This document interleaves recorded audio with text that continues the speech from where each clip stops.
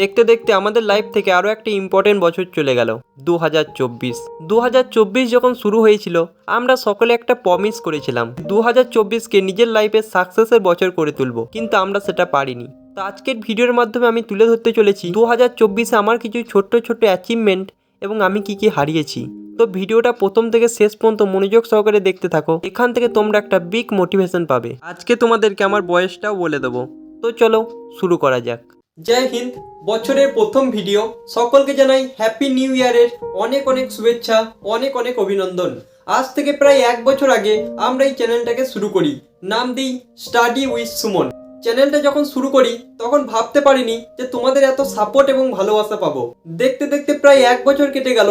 আজকে আমার ফ্যামিলিতে শের এবং শেরনির সংখ্যা হচ্ছে প্রায় 4000। তোমাদের সকলকে অসংখ্য ধন্যবাদ এভাবে পাশে থাকার জন্য।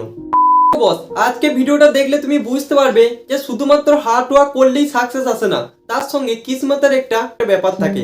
দেখো 2024 যখন শুরু হয়েছিল না, আমি নিজেকে একটা প্রমিস করেছিলাম 2024 আমি সিওর সাকসেস পাবোই, কিন্তু অনেক কষ্ট করার পরও কিন্তু ফলটা আমি পাইনি। কেন পাইনি এ টু জেড সমস্ত কিছু কিন্তু বলছি। 2024 আমি কি কি ত্যাগ করেছিলাম সেটা একটু তোমাদের সামনে শেয়ার করছি, কারণ এখান থেকে তোমরা একটু মোটিভেট হবে। দেখো আমার বয়স কিন্তু তোমরা যেটা হাই ফাই ভাবো না, আমার বয়স কিন্তু হাই ফাই নয়। আমার বয়স কত দেখো, আজকে আমি প্রথম বলে দিচ্ছি 1 বছর পর আমার বয়স হচ্ছে 20 বছর। ঠিক আছে, ডিসেম্বর মাসে আমাদের 7 তারিখ কিন্তু আমার বয়স 20 বছর কমপ্লিট হয়েছে। ঠিক আছে, তোমরা অনেকে ভাবো না 23 বছর, 24 বছর, 21 বছর, আমার বয়স কিন্তু মাত্র 20 বছর। ঠিক আছে, চলো এবার আমরা একটু জেনে নেবো 2024 আমি কি কি ত্যাগ করেছিলাম।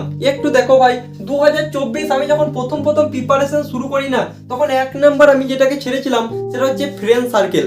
দেখো ভাই, তোমার ক্ষতি সব থেকে বেশি তারাই চাই যারা তোমার রিলেটিভ, যারা তোমাকে চেনে। ঠিক আছে, যারা তোমাকে চেনে না তারা কি তোমার কখনো ক্ষতি চাইবে? কখনোই না বস। তোমাকে ওপরে সকলে ভালো বলে, কিন্তু একবার তুমি ভালো করে ভেবে দেখবে সকলে কিন্তু তোমার ক্ষতিই চাই।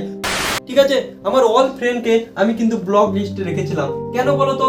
দেখো বারবার হোয়াটসঅ্যাপ খুলতে মন হতো এবং তারা কি করতো, বিভিন্ন ধরনের স্ট্যাটাস দিত। ঠিক আছে, কেউ কারো গার্লফ্রেন্ডের সঙ্গে ঘুরছে, কেউ ভাই এখানে যাচ্ছে ওখানে যাচ্ছে। তো তারপর সেসব দেখে আমার কিন্তু কোনো লাভ হতো না। ঠিক আছে, ওই জন্য ভাই সকলকে কিন্তু ব্লক করে দিয়েছি অনলি হোয়াটসঅ্যাপ থেকে।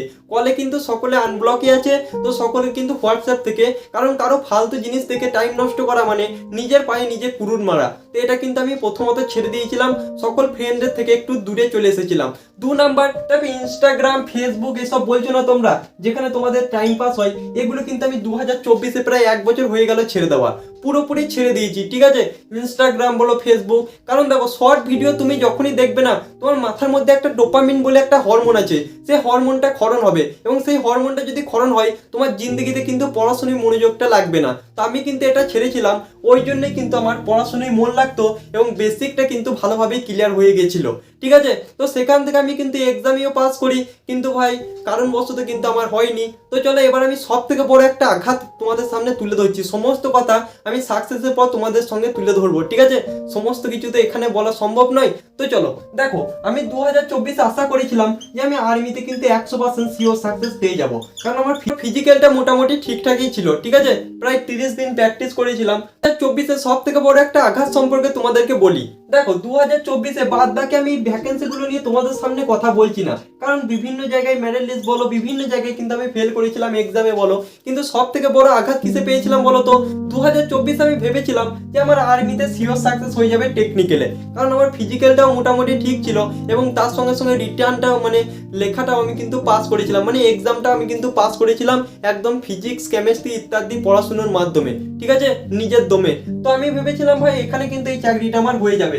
তো ভাই কারণবশত আমার কিন্তু হয়নি। আমি কিন্তু রানে সুপার এক্সেলেন্ট মেরেছিলাম এবং 1 নম্বরে ঢুকেছিলাম, তা সত্ত্বেও আমার কেন হয়নি? আমার হাইট ছিল 168.7 সেন্টিমিটার 2024-এ, তো মাত্র 0.3 সেন্টিমিটারের জন্য আমার কিন্তু হয়নি। ঠিক আছে, 2023-এও কিন্তু আমি রান এক্সেলেন্ট মারার পর আমাকে কিন্তু হাইটে বাদ দিয়ে দিয়েছিল, তখন আমার হাইট ছিল 166 সেন্টিমিটার। তো দেখো আমার যদি হার মানার হতো আমি কিন্তু 2023-এই হারটা মেনে নিতাম, কিন্তু দেখো সেখান থেকে আমি এই পর্যায়ে কিন্তু পৌঁছেছি। আশা করছি পরের বছর আমার 100% হয়ে যাবে। তো দেখা যাক, সম্পূর্ণ কিসমতের উপর। তো সকলকে একটা কথাই বলবো, লাইফে কখনো হার মেনো না। ঠিক আছে, নিজের যতটা সম্ভব তুমি করে যাও। তুমি এক্সাম পাস করো, ফিজিক্যাল পাস করো, তারপরে ভাই যা হবে দেখা যাবে, ঠিক আছে।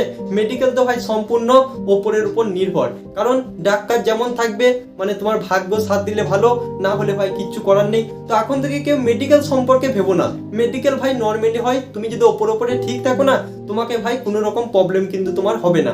তো বুঝতে পারছো ব্যাপারটা, তো এটা হচ্ছে সেই আর্মি রিজেক্ট স্লিপ। তো দেখো দুঃখের কথা আমি ভিডিওতে বেশিরভাগ বলি না, ঠিক আছে, সবসময় তোমাদেরকে মোটিভেট করার চেষ্টা করি এবং 100% গাইড দেওয়ার চেষ্টা করি। কারণ দেখো একটা ছেলে কেউ যদি ভাই 1600 মিটার রান কমপ্লিট করে আসে, সেই তোমাকে একমাত্র 1600 মিটারের টিপ কিন্তু দিতে পারবে। যে ভাই জিন্দগিতে মাঠে যায়নি বা গ্রাউন্ডে 100টা ছেলের মধ্যে দৌড়েনি, সে কিন্তু কখনো তোমাকে 1600 মিটার রান সম্পর্কে অভিজ্ঞতা শেয়ার করতে পারবে না। তো সকলকে রিকোয়েস্ট করবো, তোমরা যাদের কাছে জ্ঞান নিচ্ছ না, সবসময় মাথায় রাখবে সে কি ভাই সেই পর্যায়ে গিয়েছে, সে কি এক্সাম পাস করেছে, যে এক্সাম পাস করেছে তাকে এক্সাম সম্পর্কে জ্ঞান নাও, যে ফিজিক্যাল পাস করেছে তার কাছে ফিজিক্যাল সম্পর্কে জ্ঞান নাও।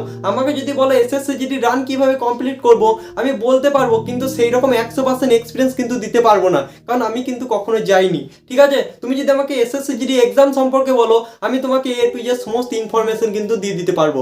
আশা করছি বুঝতে পেরেছো। তো চলো এবার তোমাদের একটা ছোট্ট অ্যাচিভমেন্ট সম্পর্কে দেখাই। তো তোমরা দেখতেই পাচ্ছ গুগল অ্যাডসেন্স পিন, ঠিক আছে, এটা আমি 2024-এ আজ থেকে প্রায় 6 মাস আগে কিন্তু পেয়েছিলাম। দেখো তোমরা একটা জিনিস লক্ষ্য করবে, এটা কিন্তু এখনো পর্যন্ত আমি ওপেন করিনি। তো তোমাদের সকলকে রিকোয়েস্ট করছি, তোমরা যদি পয়সার পেছনে ছোটো না, তাহলে লাইফে কিন্তু কখনো সাকসেস আসবে না। তোমরা যদি সাকসেসের পেছনে ছোটো, তাহলে অবশ্যই একদিন না একদিন তোমার পয়সাটাও আসবে। তো দেখো এটা কিন্তু এখনো পর্যন্ত আমি ভেরিফিকেশন করিনি, তো আমি মনে করলে অনেকদিন আগে এটা ভেরিফিকেশন করে নিতে পারতাম, কিন্তু ভাই এখনো পর্যন্ত ভেরিফিকেশন করিনি। একদম সাকসেস পাওয়ার পরেই কিন্তু আমি তোমাদের ইউটিউবটা ভেরিফিকেশন কিন্তু করব, ঠিক আছে। তো সকলকে রিকোয়েস্ট করছি, পয়সার পেছনে ছুটো না। এই স্টুডেন্ট লাইফে এই মূল্যবান টাইমে টাকার পেছনে ছুটলে কিন্তু ভাই লাইফে কখনো সাকসেস আসবে না। এটা তোমরা রিলেশনশিপের ক্ষেত্রেও কিন্তু কাজে লাগাতে পারো, ঠিক আছে। কারের পেছনে ছুটে টাইম নষ্ট করে লাভ নেই, এতে তোমার মূল্যবান টাইমটা কিন্তু নষ্ট হবে। তো সকলকে রিকোয়েস্ট করব, ঠিক আছে, এটা কিন্তু সকলকে রিকোয়েস্ট করব, অন্যের পেছনে ছুটে নিজের লাইফে মূল্যবান টাইমটা কিন্তু নষ্ট করো না। তো দেখো 2025 কিন্তু চলে এলো, এক বছর পর আমাদের 2025ও চলে যাবে। কথা হচ্ছে 2025-এ তুমি কি সাকসেস পাবে? যদি সাকসেস পাওয়ার দম থাকে, নিজেকে একটা শপথ করো এবং কমেন্ট বক্সে একটা কমেন্ট করে যাও যে আজ থেকে এক বছরের মধ্যে আপনার এই ভিডিওতে আমি কমেন্ট করে জানাবো যে আমি কিন্তু সাকসেস পেয়েছি। I am selected in BSF, I am selected in CRPF, I am selected in CISF বা বিভিন্ন পোস্ট হতে পারে, ঠিক আছে। এটা নিজেকে শপথ করো এবং নিজের মনের মধ্যে একটা আগুন জ্বেলে আজকের ভিডিওটা শেষ করছি। তো চলো, জয় হিন্দ, বন্দে মাতরম। সময় কিন্তু কারোর জন্য থেমে থাকবে না, যেটা থেমে থাকছে সেটা হচ্ছে তোমার সাকসেস। তো সাকসেস পাও, নিজের মা বাবার মুখ উজ্জ্বল করো, দেখো সকলে তোমাকে স্যালুট মারবে। তো আজকের মতো এই পর্যন্তই বস। জয় হিন্দ, বন্দে মাতরম।